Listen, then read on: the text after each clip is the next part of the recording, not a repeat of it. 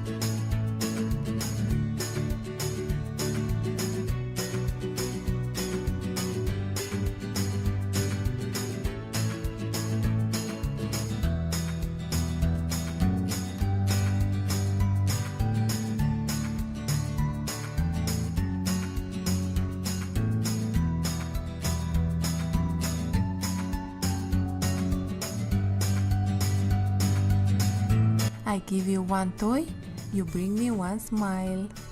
And with every toy he smiled more often until he started to feel a new feeling he never had. He started to feel happy. Cars, bunnies, teddy bears, planes, and every toy that ever existed in this world passed from the fairy's hand to the boy's hand.